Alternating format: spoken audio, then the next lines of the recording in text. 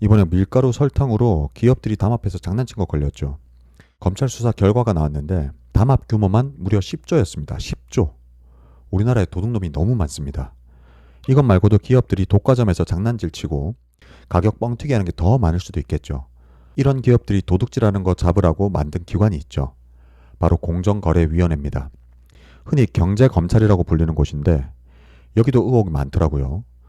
무조건 공정위가 고발을 해야 수사가 진행될 수 있고 기소할 수 있다는 겁니다.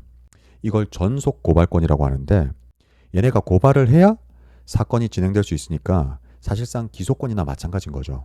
기업이 아무리 나쁜 짓을 해도 공정위가 고발을 안 해주면 검찰도 수사를 못합니다. 시민들이 백날 첫날 고발해봤자 소용이 없어요. 그러면 공정위가 실제로는 어떻게 일을 하느냐? 공정위가 고발을 하기 전에 조사에 착수합니다. 조사 착수하면 당연히 대기업이면 임원들이 나올 것이고 좀 작으면 대표들 불러서 이 얘기를 좀 하는 거죠. 이거 안 되겠다. 그냥 해야겠네. 이렇게 하면 고발하는 거고. 아이고 이 담합이라는 게 나쁜 거긴 한데 이 정도는 국민들 피해가 경미한 것 같아. 이렇게 하면 고발 안 하고 봐주는 상황도 나오는 거죠. 문제가 많죠. 그러면서 과징금 조금만 내고 많은 경우가 생기고 그 과징금 액수가 기업들이 담합해서 번 돈에 비하면 껌값인 거죠. 이 욕이 안 나올 수가 없습니다. 고발할 때도 꼼수가 있대요. 기업의 대표나 사람을 대상으로 해야 타격이 셀 텐데 법인을 상대로 고발한다는 거죠. 또 이거 중요한 기술이 있는데 걔네들 입장에서 와 이거 그냥 넘어가면 탈락했는데 이럴 때는 정관을 활용하거나 공소시효를 아주 조금만 남겨두고 고발하는 거죠. 이 봐주기가 어려운 경우에는 그렇게 시간을 끌다가 막판에 살짝 하는 척 액션을 취하는 겁니다. 전문가 얘기에 따르면 공정위에 사건이 들어가면 너무 오래 걸린답니다. 한 사건에 3년 4년 걸려서 공소시효가 다 돼서 넘어간다는 거죠. 물론 공정위 인원들 모두를 일반화하는 건 아닙니다.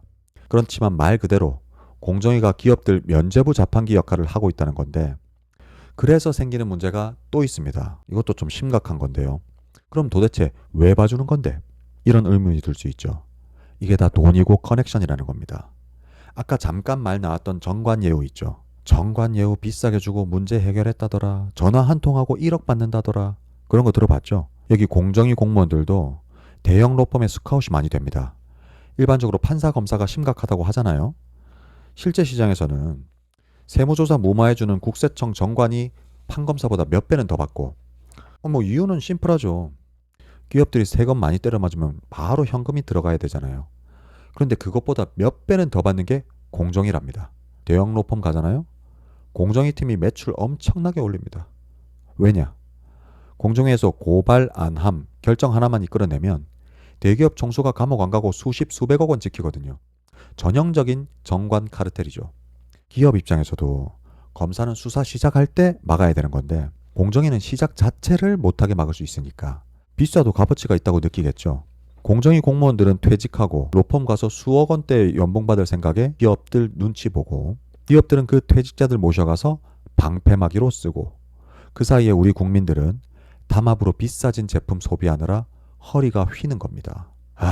이번에 이재명 대통령이 국무회의에서 이 부분을 지적했습니다. 고발권을 분산하든지 지자체 등 국민이 직접 할 수 있는 방법을 만들든지. 그러니까 공정거래위원장이 표정 관리도 안 되고 대답도 확실하게 안 하더라고요. 논의 중에 있다 이런 식으로 말하고. 사실 공정위 입장에서는 난리 날 일인 거죠. 자기들만 쥐고 있던 권력, 즉 돈줄이 끊기는 거거든요. 이 존속 고발권이라는 게 국회에서 만들어진 것도 아니고 사실 1980년도 전두환 시절 국보위에서 만든 거거든요. 이렇게 낡은 법 뒤에 숨어서 대기업 재벌들 비위 맞추고 살았는데 이제 그게 안 통하게 생긴 겁니다. 대통령이 이것도 지적했죠. 죄가 너무 약하다. 전 국민들이 피해를 봐도 벌금 조금 내고 끝나기도 하고 물론 과징금이 있긴 한데 형사처벌은 최대가 2억입니다. 반대로 미국은 담합하면 기업 하나 망하게 할 정도로 때리니까 얘네들이 담합할 엄두를 못 내거든요.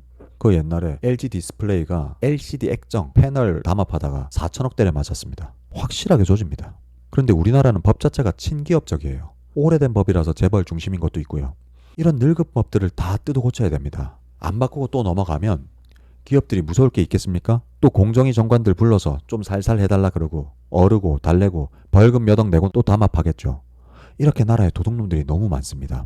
공정거래 영역에만 있는 게 아니라 조세범 처벌법이라는 것도 있고 세무 관련 비리도 많고 법조계에서 장난질 치는 거는 뭐 유명하고, 그러니까 오래돼서 현실과 맞지 않는 법, 처음부터 잘못 만들어진 법, 빈틈이 많은 법 등등 법을 꼼꼼하게 살펴보고 다 뜯어 고쳐야 된다는 겁니다.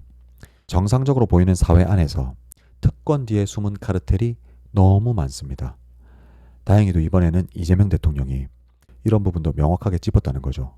이번 대통령의 발언이 단순히 지나가는 압박이 될지 아니면 40년 독점의 종말로 될지 지켜봐야겠습니다.